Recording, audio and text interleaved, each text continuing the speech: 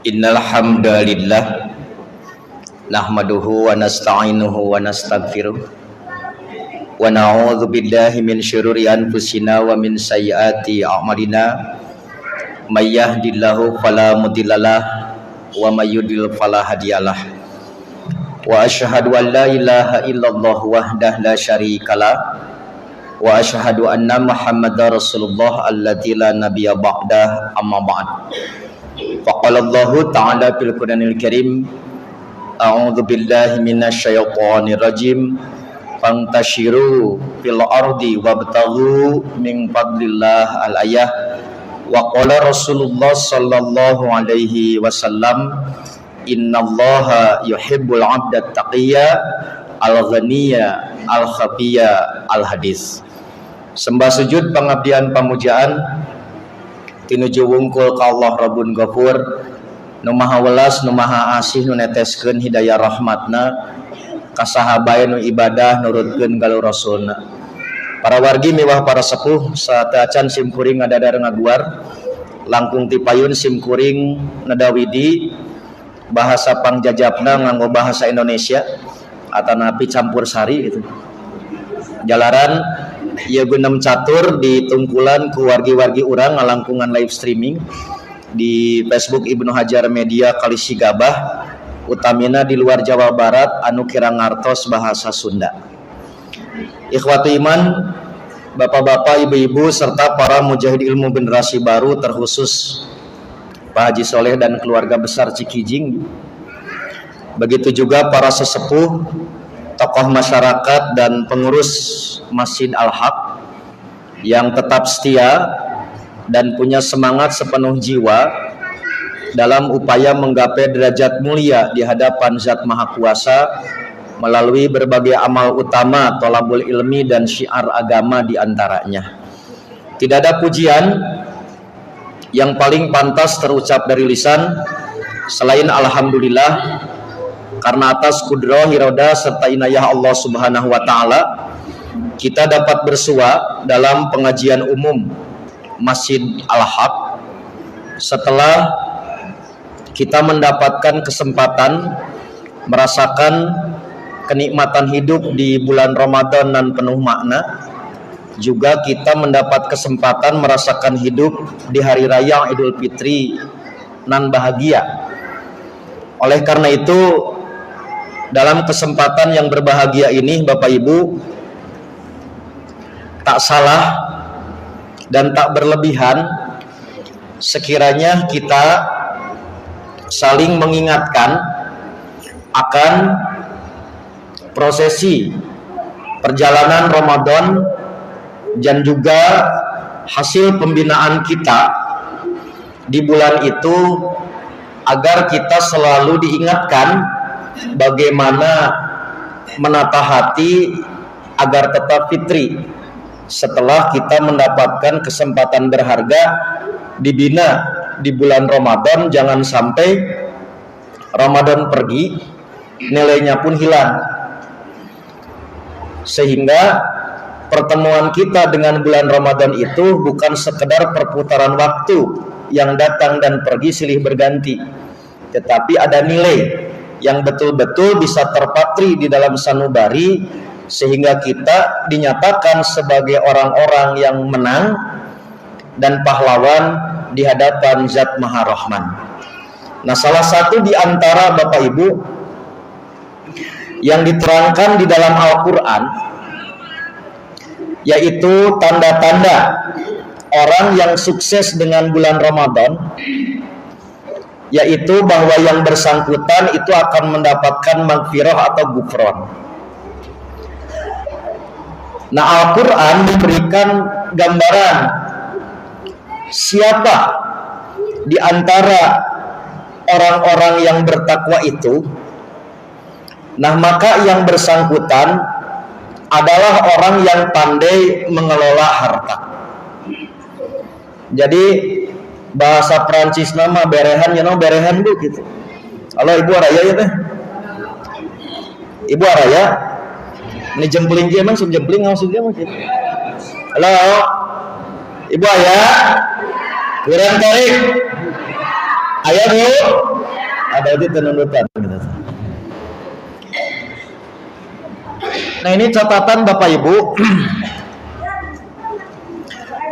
Di sebagian masyarakat Bapak Ibu ya, ada anggapan bahwa Islam dipandang kurang baik di dalam menyambut kehadiran harta. Sehingga punten pisan Bapak Ibu, kalau kita mendengar kajian atau tausiah ketika menjelaskan harta, pasti umumnya nyingsieunan gitu. Itu umum.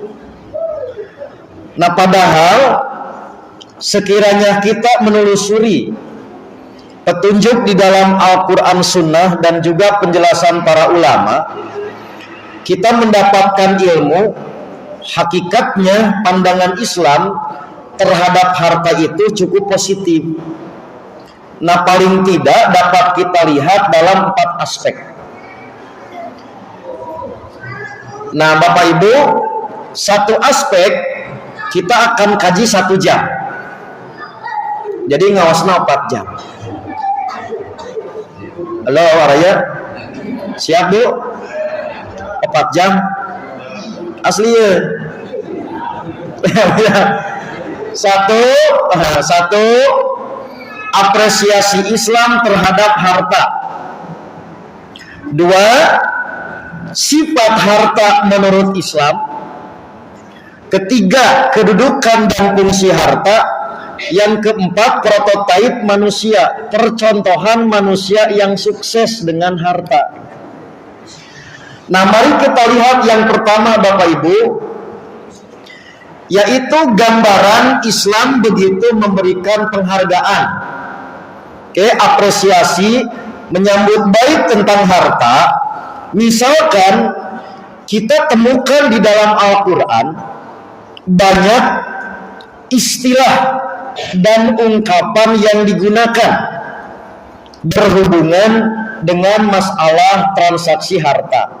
Contoh, aya bahasa tijaroh Bu di Quran. Namun tijaroh. Nanti ada istilah bayi atau napi buyu. Aya istilah ishtaro. Aya istilah dayen atau napi duyun. Aya istilah rizkun. Aya istilah mudharabah. Aya istilah musyarakah. Aya istilah ijarah. Aya istilah rohon. Aya istilah riba. Jadi Bapak Ibu, lebat gitu di Al-Quran teh ngobrolkan bagaimana supaya perpindahan harta ini benar. Nah berarti dengan banyak ungkapan ini pada dasarnya Islam itu memberikan apresiasi, memberikan penghargaan tentang kedudukan harta. Itu yang pertama ya. Yang kedua Bapak Ibu, ketika menjelaskan tentang harta, nah di dalam Quran kita temukan ada 2 cara Bapak Ibu Allah menerangkan. Yang pertama menggunakan bahasa malin, yang kedua pakai bahasa amwal. Jadi cek santri mah Bapak Ibu, malun itu bentuknya mufrad tunggal, sementara amwal itu bentuk jamak banyak. Nah hasil penelitian kami Bapak Ibu, nerangkeun harta pakai bahasa malun itu ditemukan 25 kali di Quran. Ketika pakai bahasa amwal itu sebanyak 61 kali. Jadi kirang langkung di Quran ada 86 kali. Nah kalau Bapak Ibu tidak percaya silahkan hitung sendiri. Ngan awas lamun beda hitungan. Nah saya percaya jamaah Masjid Al-Haq sudah tadi hafal Quran, apalagi ibu Pak sampai 34 juz hafal lagi gitu. Bakatku hafid. Ibu ya. Jadi saya percaya apa yang saya sampaikan ini bukan barang baru gitu. Kanggo jamaah Al-Haq. Lihat Bapak Ibu. Uniknya ketika menyebutkan tentang mal, menyebutkan tentang amwal, kenapa oleh Quran harta itu disebut malun, Bang? Nu kawitna tina bahasa asana mailun. Mailun itu artinya cenderung, condong. Contoh apa gitu? Ini dua sisi tuh, ya. Nah, sebut adil di tengah gitu, Bu. Kalau kita cenderung kepada salah satunya, itulah disebut malun, mail. Jadi mail itu cenderung kepada satu di antara dua sisi. Kenapa harta disebut mal gitu, Pak? Satu, karena menyebabkan manusia berkecenderungan pada dirinya. Jadi sahawae, Bu, manusia itu pasti cenderung. Itulah kenapa harta disebut mal, karena menyebabkan manusia berkecenderungan. Bahasa budak ayeuna mah demen, you know demen. Naon, Bu? Resep albekiu gitu. Itu bahasa Arab albekiu teh begitu. Dua, disebut mal karena harta itu cepat hilang. Nu hese teh neanganana ji. Leungit nama gampil. Terpercaya sapa Haji pasikeun ka ibu 2 miliar. Saya yakin sadinten bisa beak. Asli, Bu, so terpercaya da mal aya hartosna ge. Gitu. Ya. Jadi kenapa disebut mal? Karena cepat hilang. Jadi bahasa kita itu tidak pernah tetap. Bahasa legek ayeuna mah fluktuasi. Jadi moal aya harta yang menetap. Pasti keadaan teh naik turun. Itulah kenapa disebut mal. Jadi kahiji nah disebut mal karena membuat manusia berkecenderungan. Yang kedua, keadaannya tidak tetap dan mudah lenyap. Harta Bapak Ibu. Nah, harta disebut malun. Luar biasa jamaah al-haq. Sim kuring hayang artikel 5 tahun, ibu mangan 1 menit yo apa luar biasa. Bakat kepala linter gitu. Sudah ya, Pak? Nah, kemudian yang kedua perlu diingatkan juga. Dari pembicaraan tentang mal tadi, Pak, lamun ngobrolkeun saha yang diberi tanggung jawab mengelola, ternyata paling banyak si harta itu dihubungkan kepada manusia. Jadi anu kieu, al-malu wal banun. Harta dan anak-anak teu disebutkeun harta saha. Tapi engke aya ngobrolkeun harta amwalukum, harta anjeun. Amwaluhum, harta mereka. Amwala yatama, harta anak yatim. Jadi harta aya nu dihubungkeun ka pemilikna, aya harta yang tidak disebutkan siapa pemiliknya, seperti tadi al-malu wal banun. Nah, lamun dihitung Bapak Ibu kusim kuring, ternyata di Quran lamun ngobrolkeun harta itu seseurna teh dihubungkeun ka jalmi sebagai pemilik. Ini mengisyaratkan bahwa harta sudah seharusnya menjadi objek manusia, ulah sabalikna urang nu diatur ku harta. Saur bahasa ini mah, Bu, simpanlah harta itu di tanganmu, jangan di hatimu. Sekali degara, Bu, tong icep tong ngarengap ya, Bu, sekali. Simpanlah harta itu di tanganmu, jangan simpan harta itu di hatimu. Tahriweuh teh lantaran harta dina hate. Maka padahal harta itu teuneun dina leungeun, entong dina hate gitu. Tangke menyebabkan tadi pacengkadan, penggecenan bahasa Perancis begitu. Menyebabkan orang bentrok, orang pasnya gara-gara Bu menyimpan hartanya di hati bukan di tangan. Nah, jadi Quran mengisyaratkan sok kelola kitu harta teh. Tapi harta itu harus menjadi objek, bukan mengatur urang. Tuh aya, Bu, di jamaah al-haq mah ieu mah. Ieu mah di Bandung yeuna Bandung gitu. Teu aya jamaah al-haq. Ibu tinggal.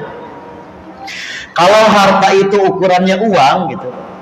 Okay. Begitu dompet ibu rada kanal jeung rada ipis kumat pangaruhna teh. Sekali deui gara bu tong ngarehap tong ngicep. Jadi lamun tadi harta itu contohnya bentuk uang dina loket keur kanal jeung keur ipis kumaha karaosna. Benten kan? Tah siga gitu. Pertanyaan anak, emang begitu ibu gubrak kadunya boga kitu kanal? Halo? Sekali deui. Jadi lamun si harta disimpan dina hate engkana loba kahariwa. Urang nyenak contoh ibu, urang nyenak contoh. Lamun ibu teu bogana naon nu hariwa. Sekali deui. Lamun ibu teu bogana naon nepi ka hariwa. Teu aya di mana butuh hariwang teh kitu. Ya ya. Kapan keur teu butuh mah teu hariwang. Tapi begitu urang geus bogana naon bade loba ka hariwang. Contoh. Begitu bade kulem korejat gitu. Naon pantau candi kunci. Taroskeun bu, nusok di pinggir jalan atau boga imah sok hariwang teu tara. Ada teu boga. Pang make kardus si paling kardusna gitu. Kebegan bu, kunci. Begitu badai bobode kebeg deuna kulkas si anu maling. Talian tabu pandangan teh kitu bu. Aman kan? Begitu kebeg deuna motor. Talian buta ku kenca si motor teh kitu. Begitu kebeg deuna TV suku talian. Kabeh bogas aman naon hiji deui imahna bisa anu maling gitu bu. Itu contoh. Jadi semakin banyak kahariwang karena hartanya tidak disimpan di tangan tapi di hate.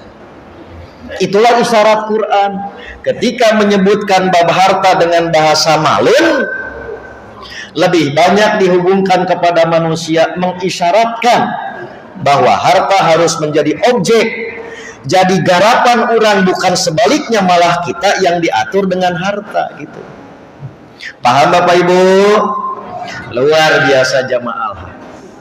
Terakhir kita jam 11 gitu.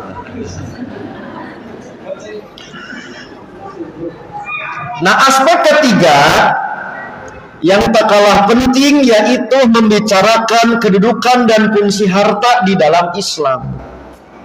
Ya, saya kumpulkan di dalam Quran. Maka Al-Quran mengungkap kedudukan fungsi harta. Yang pertama, harta disebut fadlullah. Seperti di dalam surat Al-Jumu'ah ayat 10. Kita mengartikan fadlullah itu karunia Allah gitu. Dua, terkadang menggunakan bahasa khair untuk harta yang banyak atau harta yang melimpah, bahasanya itu khair. Tiga,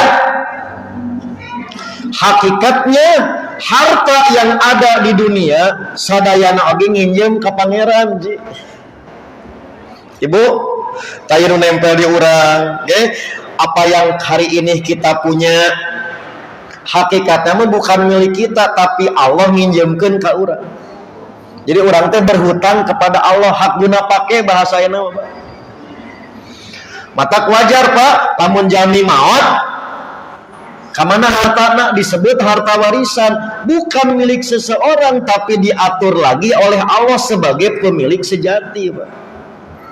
Kayak diatur sahawae nu kenging karena manusia kembali lepas sebab begitu gubrak kadunya ge teh mawana naon. Begitu maut oge sami Bu, harta bendanya ditinggal dikembalikan ke Allah kayak diatur ku paraid gitu. Karena hakikatnya kita hanyalah hak guna pakai, bukan pemilik sejati gitu Bu.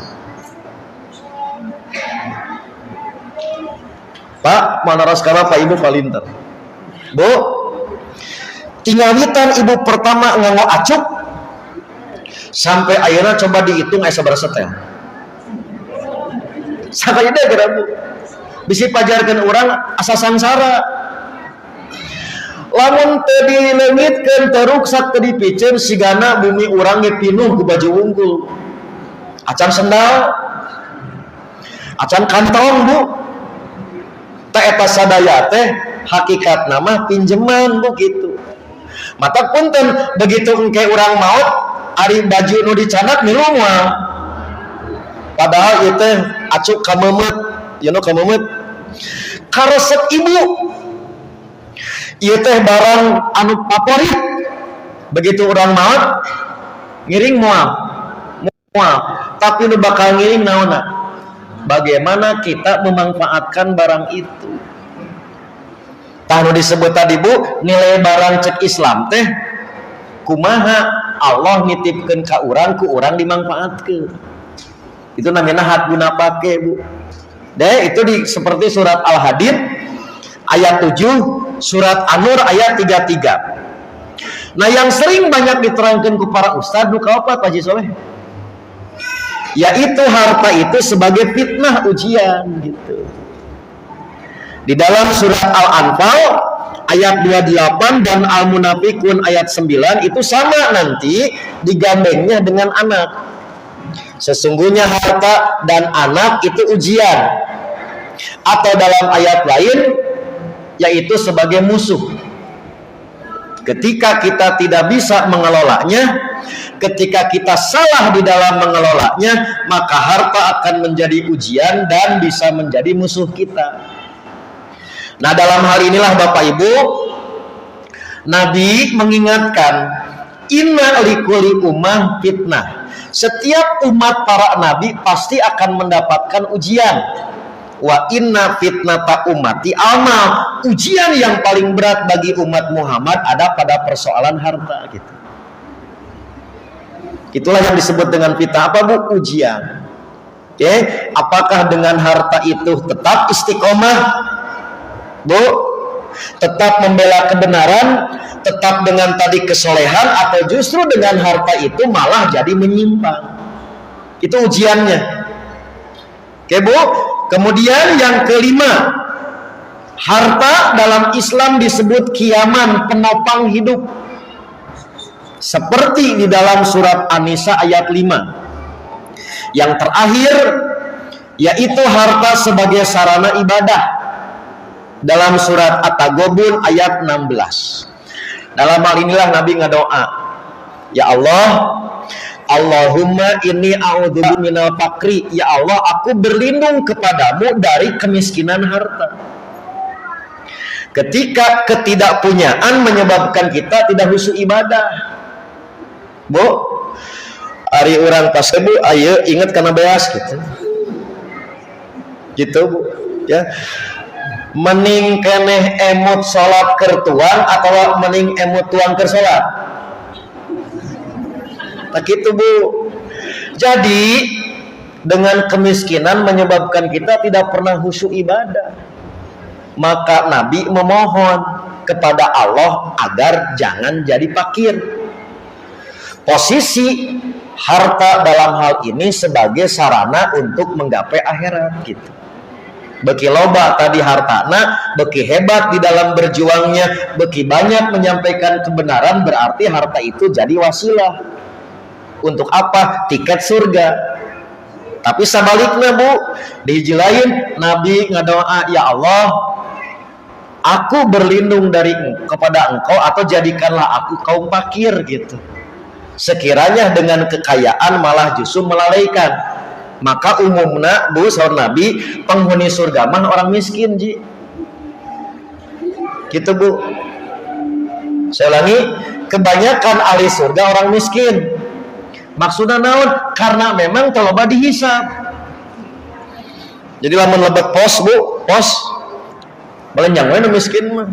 Kada kabogana naon. Kalau boga mah Bu ditanya heula gitu. Di mana saya boga mobil gitu Pak. Oh diperiksa heula kan gitu. Ibu teh sendal aya 10 di mana gitu. Ku sendal wae lila diperiksa gitu. Lila asup surga teh Bu gitu. Teu miskin mah belenjang we. Eta bogana naon? Itu maksudna Bu. Daya. Nah, jadi sekali lagi inilah gambaran Islam bahwa harta itu positif. Tapi harus di tangan orang yang tepat. Sebab ketika salah mengelola, maka boleh jadi orang yang asalnya akan pi surgaeun malah jadi pinarakaeun gara-gara harta. Sebaliknya, Maka dengan harta jalma nu asalna pinarakaeun bisa jadi pi surga. Karena berhasil menempatkan kedudukan dan fungsi harta menurut Islam itu dengan baik dan benar. Oke, ibu nyandak dolar ke? Nyandak dolar ji orang nyandak contoh bu. Aya 60 dolar abdi tiasa.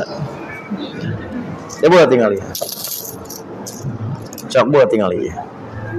Punten ji. Kita sering memberikan tadi harta, memberikan uang kepada anak kita, tapi ilmu tentang uangnya nggak pernah kita ajarkan pada anak kita. Oke, tang beja-beja memulai streaming ji ya. Bu, iya sabaraha bu? 1.000 kan? Itu namanya teh bandrol ji. Cik ari harga dasarnya gimana sabaraha modalna? Sekali deh ji. Iya 1.000, itu bandrol. HPP na harga pokok produksi sabaraha? Tenu apa? Dah ya. Nah, hiji eta cara diajarkeun ku urang teh. 2. Ibu, Soekarno-Hatta warna merah. Apa Soekarno-Hatta warna merah? Sabaraha? Pintar asli ya. Patimura bawa golok sabaraha? Apal oge betul. Jadi tahun 80 Soekarno-Hatta warna merah dipakai meuli bala-bala menang sakumaha aja. Bisa sakarung kan? Hari ini sakumaha dibeli bala-bala. Sakaresek. Besok lusa moal payu karena bala-bala aja. Berarti bukan barang yang mahal, uang yang lemah. Jadi teu aya yang nama barang mahal teu aya, duit mah lemah. Pertanyaanna, ari angkana robah teu? Kan teu. Tadi pernah diajarkeun. Mata kabayang bu, budak urang ku urang dibere duit tapi teu make ilmu, mata berpotensi pinarakaeun dan teu make ilmu. Mata sing muring sok ngemutan ka keluarga ji, lamun rek beunghar tong ngadadak ji gitu. Sekali teh gerak bu, lamun beunghar tong ngadadak mah sagala teu puguh. Cerat-acret disebut teh gitu. Nah ilmu ini bu yang sering kali kita jarang mengajarkan ke anak kita. Anak begitu hayang duit dipasian, tapi ilmu yang menyertainya tidak. Itulah yang dimaksud bahwa harta bisa menjadi pendorong masuk neraka. Tapi ketika harta di tangan yang benar bu, maka investasi ukhrawinya jauh lebih banyak daripada nu miskin. Berarti harta itu sesuai dengan kedudukan dan fungsi. Jadi inilah yang perlu saya sampaikan, bahwa membicarakan harta tidak melulu negatif. Maka ada aspek positif, ada aspek negatif. Yang sekarang perlu kita bina keluarga itu tentang ilmu ini. Yang sekali lagi itu paling jarang karena mere artos nama sering. Masih tadi hartana barangna osok, tapi ilmunya itu yang terkadang mohon maaf suka melalaikan. Oleh karena itu, marilah kita lihat contoh manusia yang sukses dengan harta. Berarti harta itu di tangan orang yang tepat. Ibu, lanjut. Ya, lihat Bapak Ibu, bagaimana mengolah harta kekayaan agar berbuah surga. Maka kita ambil contoh salah satu teladan dari kalangan sahabat Nabi, yaitu Abdurrahman bin Auf. Ya, saya hitung 2018 ya, berapa kekayaan Abdurrahman bin Auf gitu. Sekali lagi saya menghitungnya 2018 konversi dolarnya dan harga dinarnya emas. Inilah Bapak Ibu, yang tercatat Abdurrahman bin Auf ngeluarkan bukan kekayaannya, tapi yang tercatat pernah menyalurkan harta 12 triliun. Abdurrahman bin Auf ini. Saya debo nu kacatat ku simkuring tina riwayat. Dihitung dengan konversi dolar dan dinar di tahun 2018.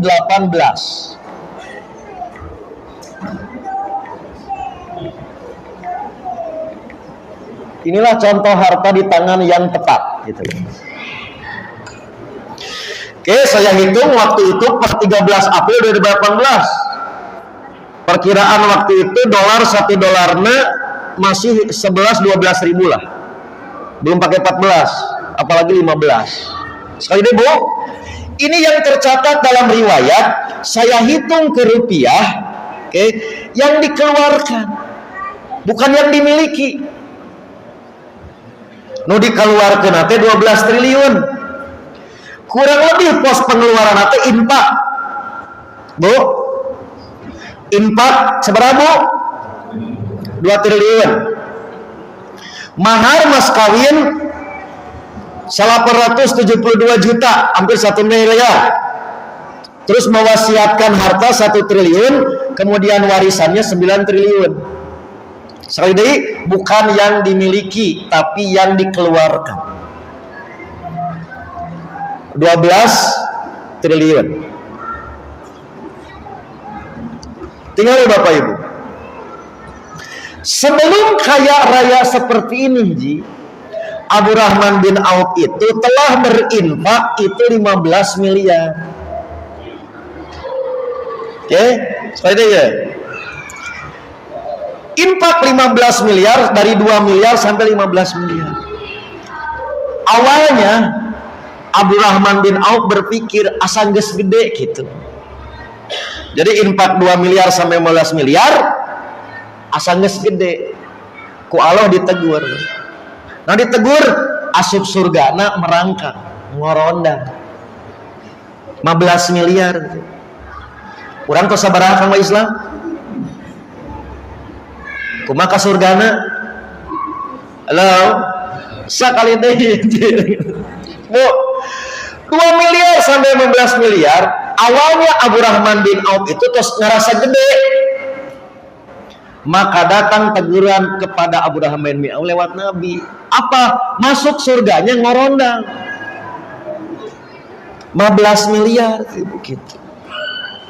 Halo. Ibu tos sabaraha? Punten Bu, urang mah cek simburing oge ngangosok karena hata warna merah teh asalnya sepanggede. Tadi robah ji ku Allah teh. Naon dirobahna? Lamun jeung Allah tong sok balitungan. Bu, mohon maaf. Jadi Abdurrahman bin Auf asalnya siga urang berpikirna naon ukuranna nominal. Ku Allah dirobah. Maka untuk infak, untuk berbuat kebaikan, ulah ngitung nominal. Nah itulah yang kesalahan kita. Punten Bu, bahwa ukuran infak bukan diukur oleh nominalnya, Pak. Sok sumuring naros, lamun ibu infak ka masjid, emang ku malaikat dicatat gitu 100.000 gitu. Sekali ibu, mun ibu infak tadi masihan ke anak yatim, ibu tadi masihan ke orang miskin, oke? Emang dicatat gitu ku malaikat gitu 100.000 ibu anu, eta mah bendahara gitu mah. Da kan Allah mah teu perlu, malaikat mah teu perlu Bu ngetang tadi angka. Berarti naon Bu? Cara menghitung infak itu bukan nominal tapi prosentase dari kekayaan. Tak urang mah kieu Bu, lantaran nominal asalnya segede. Yes, anu contoh deui. Ieu deui udah ngana ieu artosna begitu. Nah Ibu. Si A infak seberapa Bu? 1.000. Si B infak 100.000, mana nu gede? Nah, pasti 100.000 karena melihatnya nominal. Ternyata si amah infak 1.000 teh Bu naon 100% da teu boga deui. Ari si B mah 100.000 teh 0,00 tina kekayaanana badag keneh mana? Ka eta Bu. Jadi punten pisan, urang mah ngukur infak teh dengan angka nominal bukan persentase dari total kekayaan. Mata sok balitungan wae jeung pangeran teh Ci. Halo. Tapi tak ayah sekali deh jamaah al-haq mah. Ieu mah Bu tinggal Begitu kenceleng datang, dibukakan badak keneh gitu. Sampai milih melepet. Atau malaikat ternyata tuh bari keureum atuh gitu. Nya urang lepeureun geura coba bu kira ku malaikat tadi beunta. Jadi kieu Bu, lamun keur Allah sok loba alasan. Atuh da tegaduh gitu Bu. Tapi urusan dunia teu boga ge sok maksakeun. Keur akhirat mah loba alasanana Bu kitu. Naon? Tegaduh. Keur dunya mah teu boga oge sok maksakeun. Mana buktina minimal cicilan motor jalan kan? Tapi ibu ketika diajak Bu urang umroh kumaha walaranana? Usah ibu teh hoyongan tegaduh pasti gitu. Halo, ada itu asli ya bang, ngundang Amin Muhtarji gitu. Kurang lihat contoh. Ibu, lamun ngukur tadi dunia kaboga, okay? Nabi itu orang yang paling miskin. Saya yakin bapak ibu lamun teboga beas, remeh-remeh wae mah aya ji. Nabi mah tidak pernah ready stock kebutuhan sehari-hari 30 kilo beas. Kalau Nabi punya malam berarti buat besok tidak ada.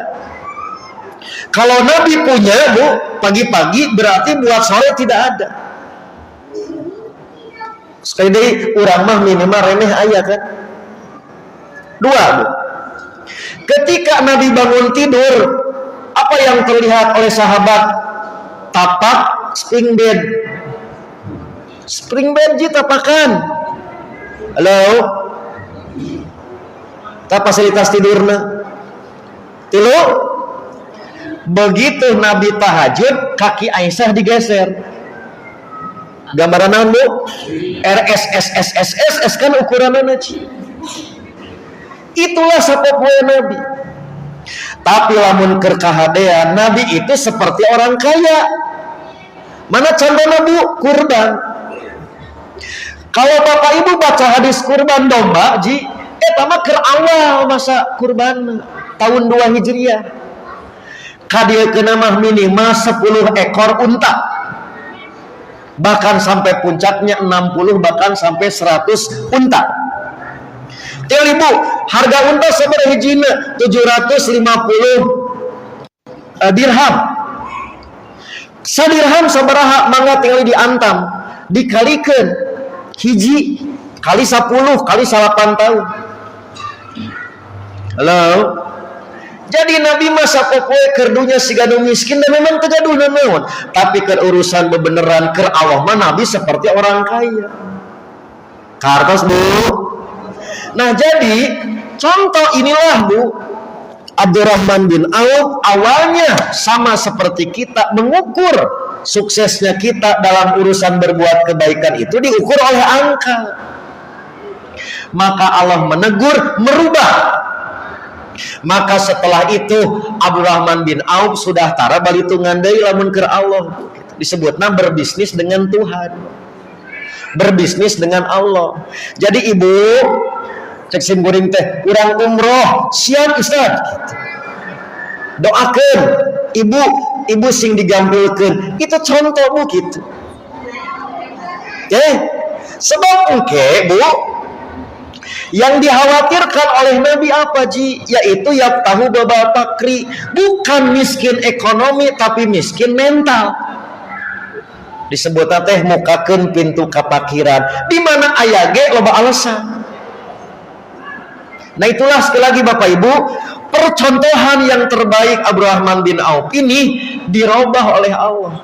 Setelah Abdurrahman bin Auf tara baritungan jeung pangeran, tidak pernah tadi berhitung untuk kebaikan, datang lagi kabar dari langit, naon lompat asup surga naji gitu.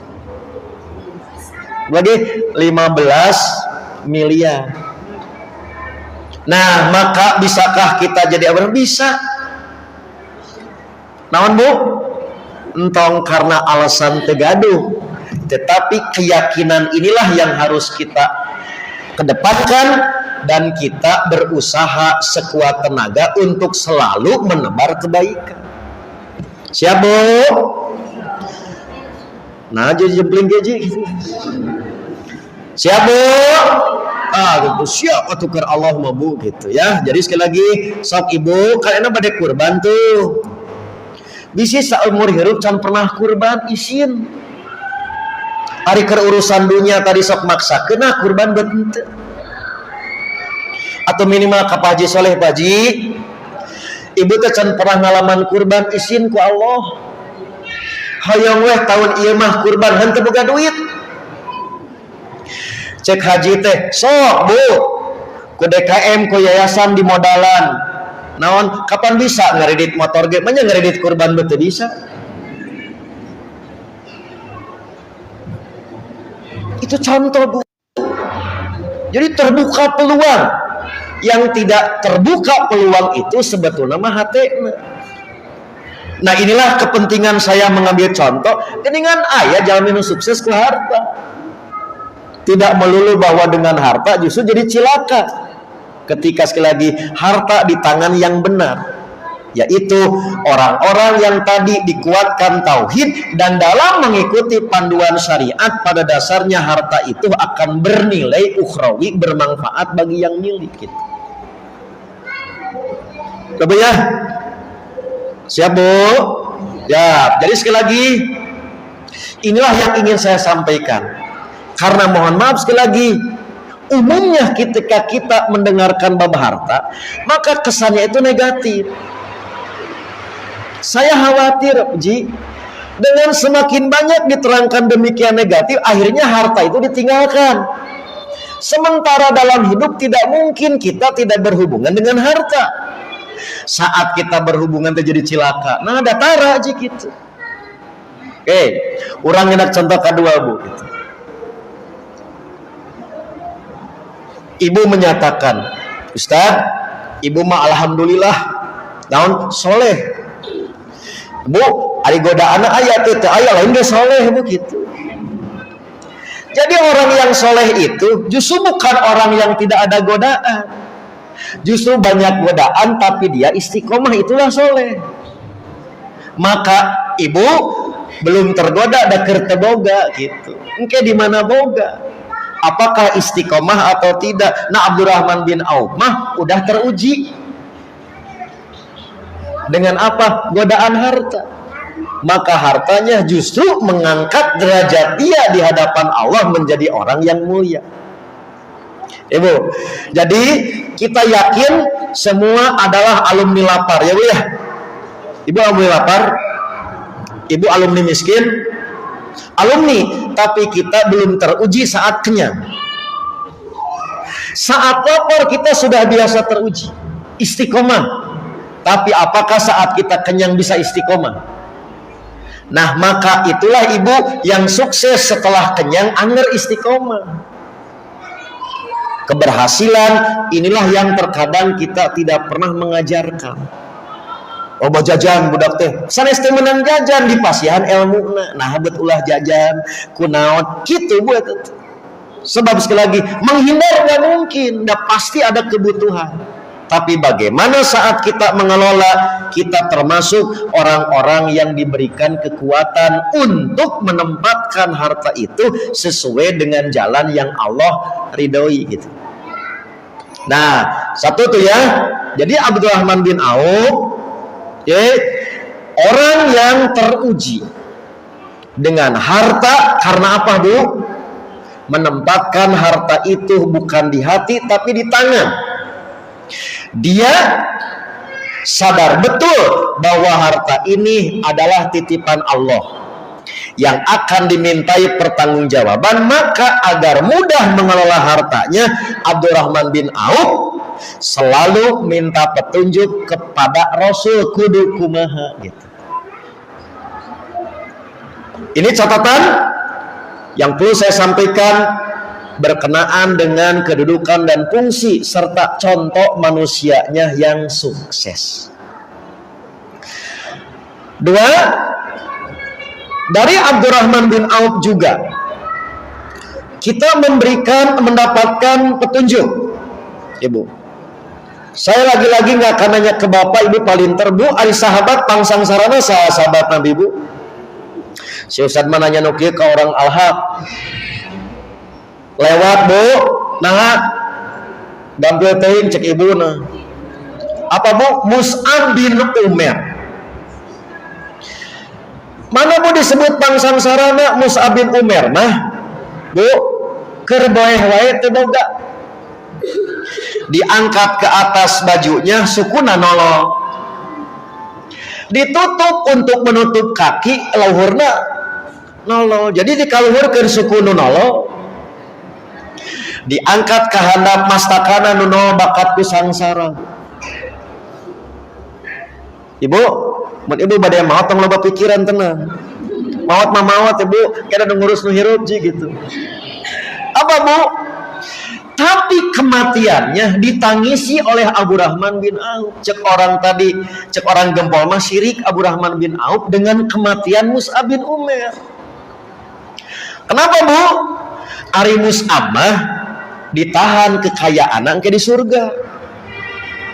Ari Abu Rahman bin Auf geus digebrokeun di dunia kitu ci. Berarti Mus'ab bin Umair mah aya harapan engke sampeureun panen. Abu Rahman bin Auf pasieun geus eueuh susulun ji lantaran geus digebrokeun di dunia gitu. Halo. Jadi nangis gitu, nangis teh kabita ku kematian Mus'ab. Padahal tadi ji 12 triliun. Apa? Ada kekhawatiran. Yaitu Mus'ab bin Umair mah karena kekayaannya pasif income engke ditahan. Ari Abu Rahman bin Auf ayeuna dibeakeun. Berarti moal aya udageun di akhirat itu contoh. Jadi dengan keterangan ini tidak lantas Abu Rahman bin Auf merasa jumawa pangwahna. Ternyata dalam aspek tertentu justru kabita kudu sangsara. Karena Mus'ab bin Umair dalam keadaan sabar menghadapi kesangsaraannya lantaran yakin apa yang dia tidak dimiliki sekarang hakikatnya aya di tangan Allah. Jadi ditakdirkan Bu, angin kehidupan sedang tidak bersahabat pada kita gitu Bu. Sakapeung Bu, urang teh tegaduh.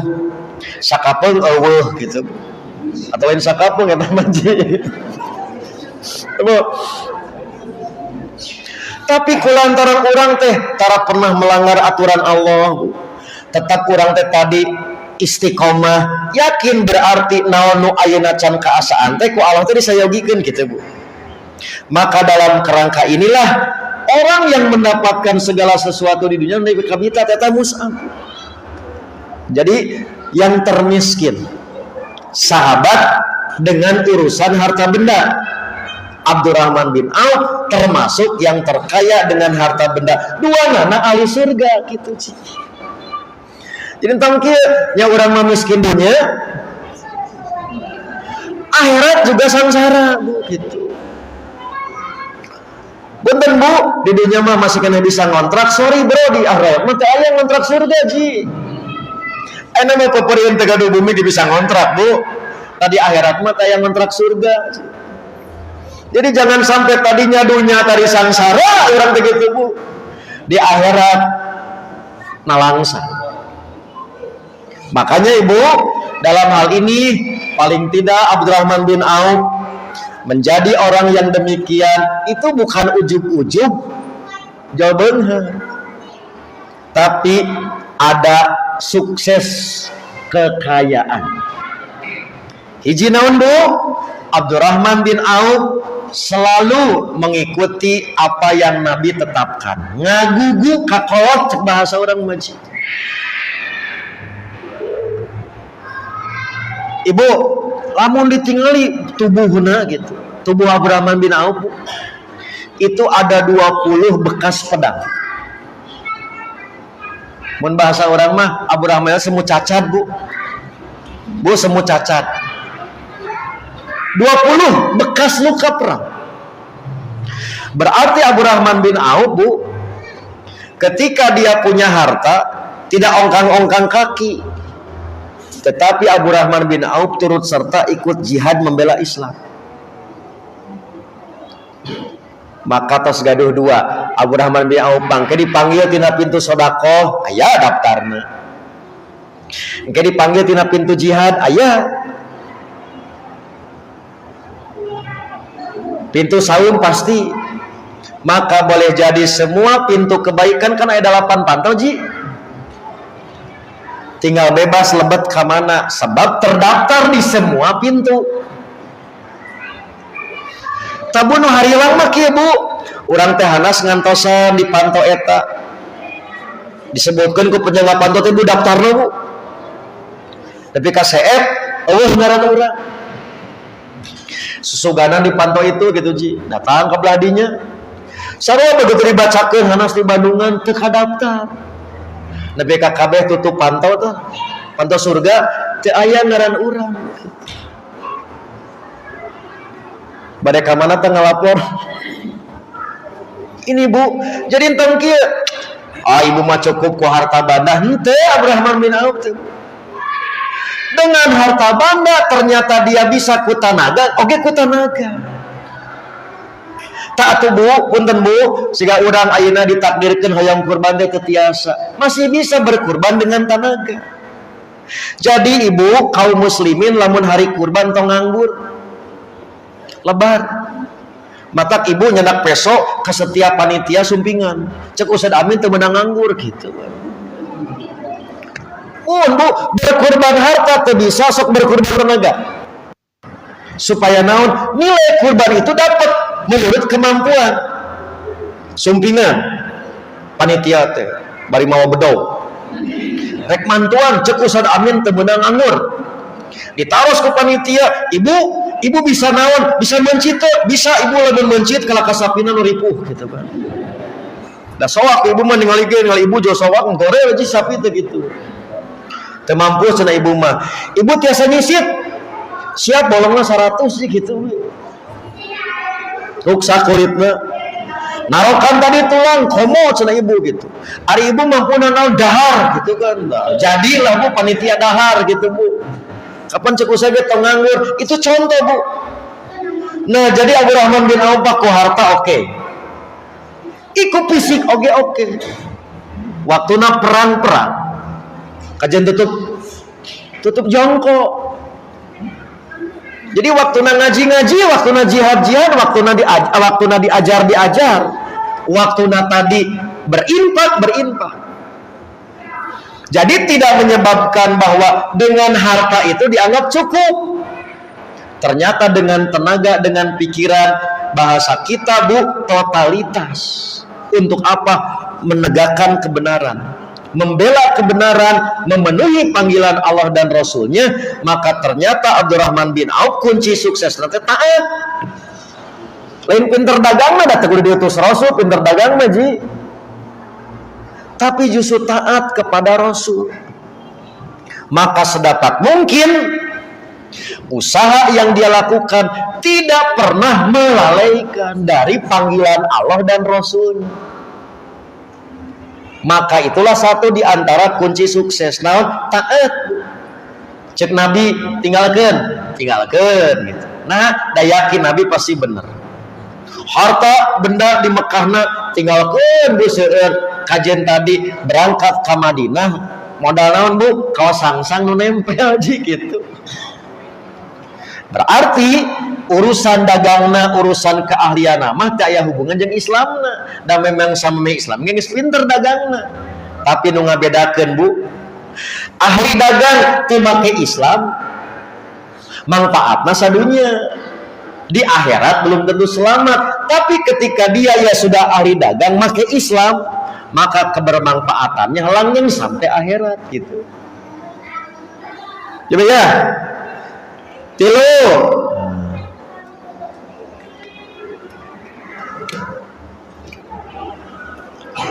Kalau dalam bentuk kebaikan teh bisa buta, ku artos teh aya. Boga barang, Bu. Maka unta 500 ekor, kuda 1500 ekor.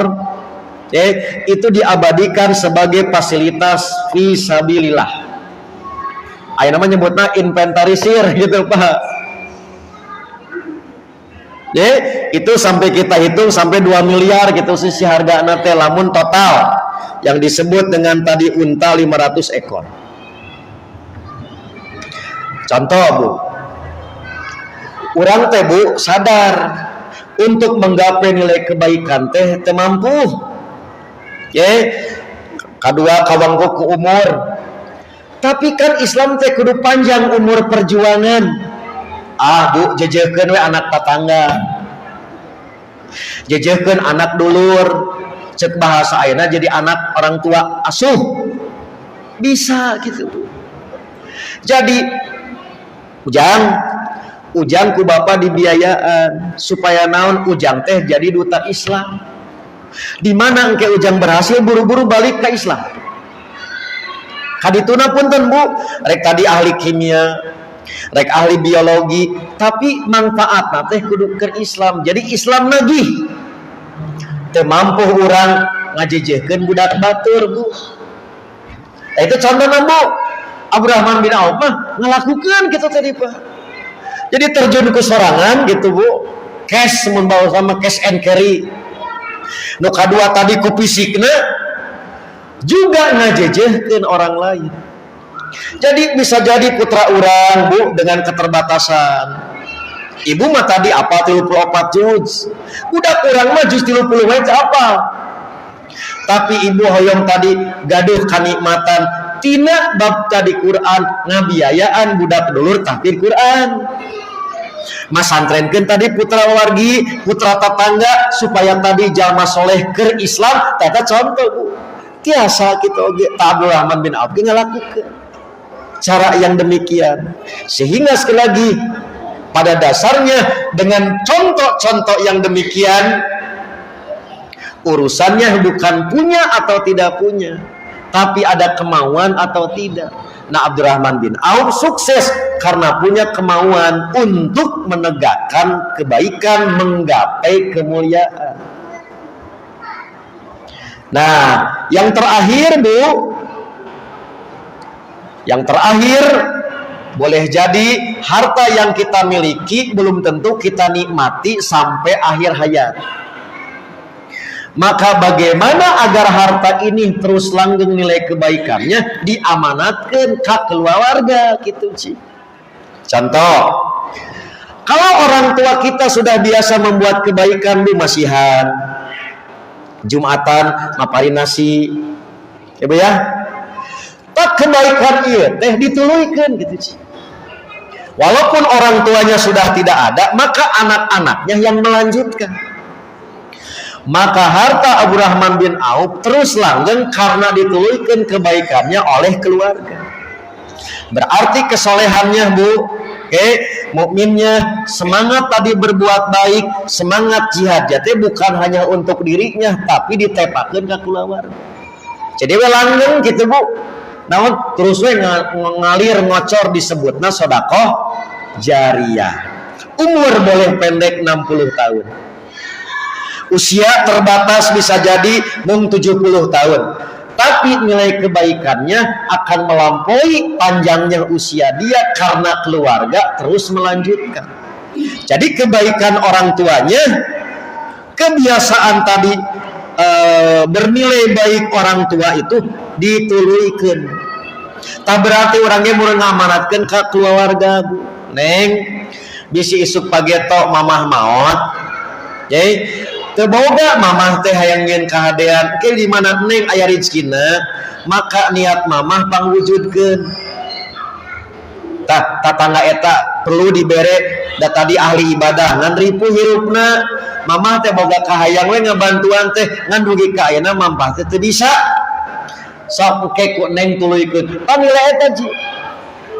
Dilanjut oleh anak dan cucu. Maka mungkin Bapak Ibu, saya kemarin 3 kali berangkat dia sedang melacak 2 sahabat yang hari ini hartanya itu masih ada gitu. Abdurrahman bin Auf dan Utsman bin Affan.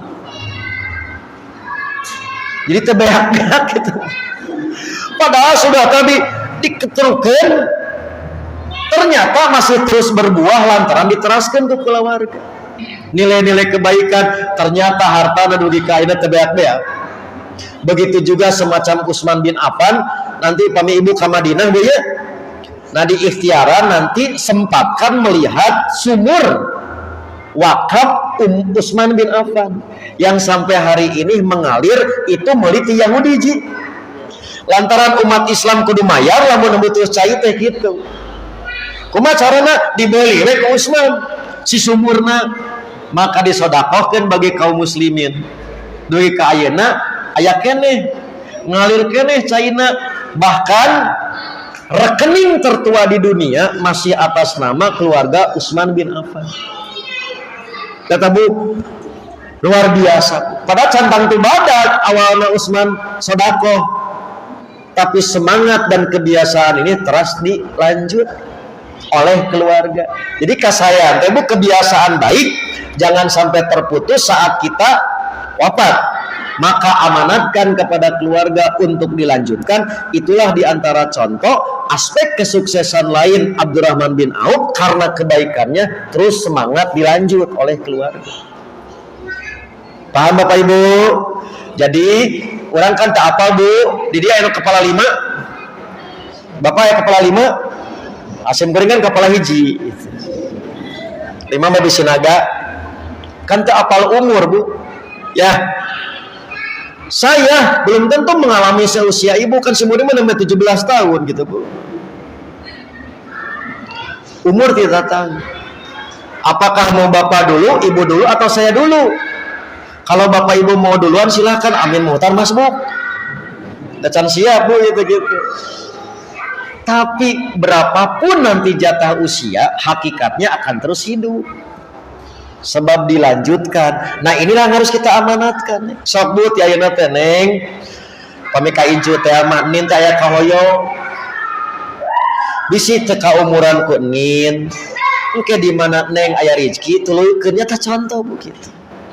Tuh masjid di HP bisi naon bisi teh makmur ka hareup bisi nin tos teh aya tuluikeun nya teh contoh Bu. Itulah diantara aspek lain Abdurrahman bin Auf selain dirinya juga menduplikasi nilai-nilai kebaikan ini terhadap keluarga.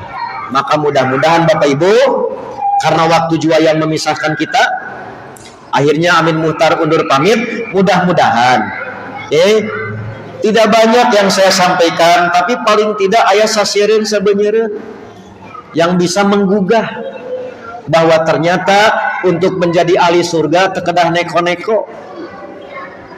Dari hal yang sederhana ngan kulantaran orang sok nganggap enteng, akhirnya perkara kecil teu digarap nu gede henteu. Padahal untuk surga itu mudah, walaupun masuk surga teu aya nu gratis. Bahwa kemuliaan akan berbanding dengan ongkos pengorbanan.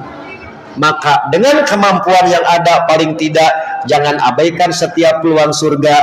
Mari kita raih, mari kita ambil, dan jangan lupa semangat ini harus terus kita telurkan, kita titipkan bagi anak cucu kita yang akan menyambung nilai-nilai kebaikan kita di masa-masa yang akan datang. Bahkan sampai kita kelak dipanggil oleh Zat Maha Rahman, maka kebaikan kita akan terus mengalir langgeng berkelanjutan. Bapak Ibu, demikianlah yang dapat disampaikan. Mudah-mudahan menjadi tambahan ilmu yang bermanfaat. Mohon maaf atas segala kekurangan. Insya Allah isuk cegening geto. Nah, kita akan kembali bertemu dalam keadaan sehat walafiat. Rabbana la tuzigh qulubana ba'da idh hadaitana wa hab lana min ladunka rahmah innaka antal wahhab. Rabbana atina fid dunya hasanah wa fil akhirati hasanah wa qina adzabannar. Aqulu qouli hadza wa astaghfirullah li wa lakum. Wassalamualaikum warahmatullahi wabarakatuh.